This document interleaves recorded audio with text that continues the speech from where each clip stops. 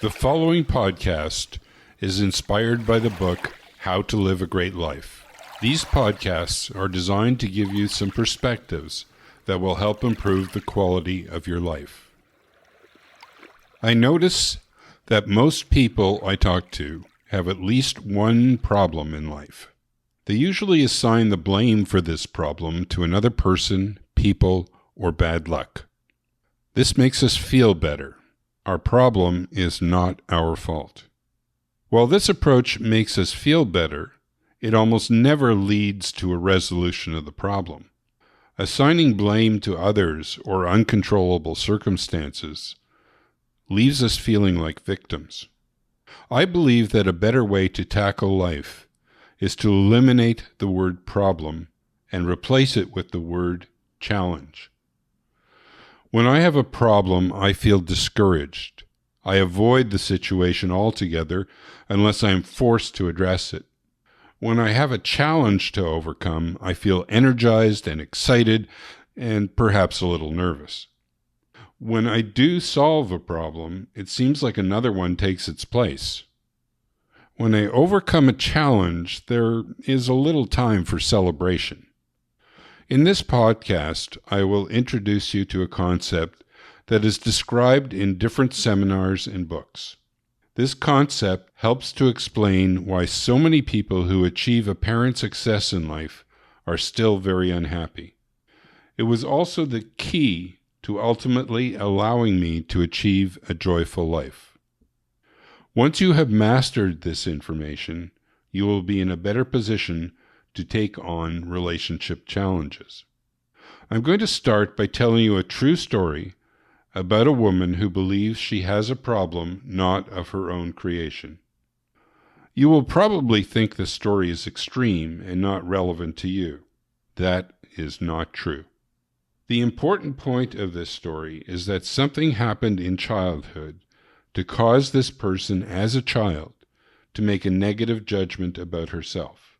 This judgment has shaped her relationships without her being aware of it.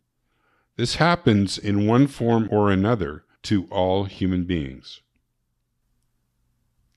A woman I know is beautiful, smart, and charming. She has only one major complaint.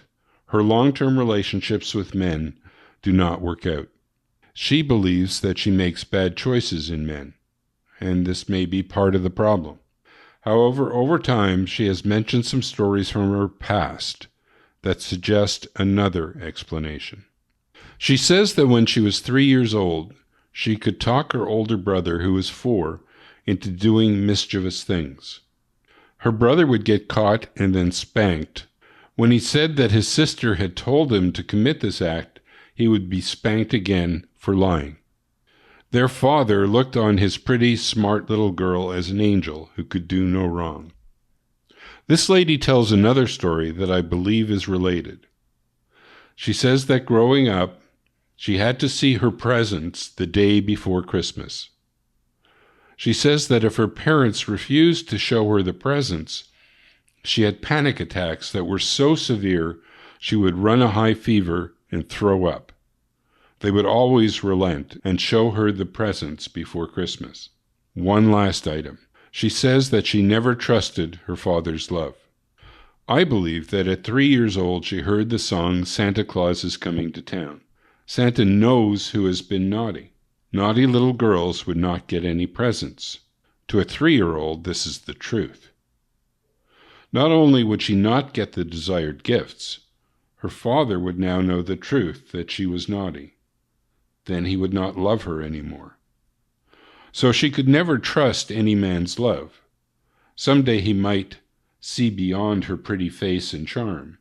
He might discover that she is bad.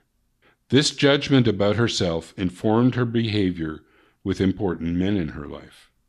Your story is different.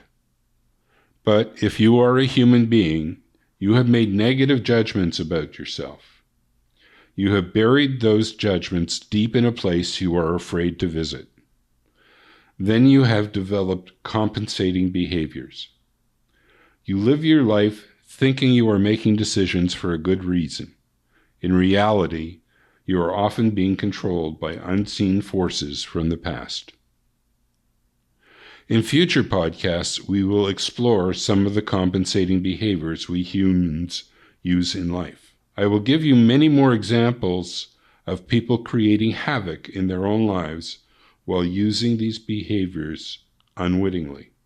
In the book, How to Live a Great Life, I reveal the solutions I discovered to this challenge. I will give you the tools to free yourself from the control of self-judgments made in the past. This is not a problem, it is a challenge.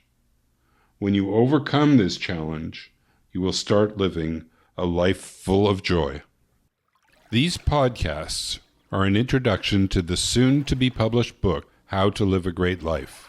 The promise of the book is to give you information and tools that will help you to reduce stress and increase joy in your life. To get updates on the launch date for the book, as well as information on future podcasts, please click the link Great Life in the show notes of this episode. Enter your email and you will be kept up to date. If you are listening using the Apple Podcast app, the show notes can be found by pressing on Detail. Then scroll down the show notes to find the Great Life link. This is Bill Rabo reminding you that your thoughts create your reality. So think positive thoughts.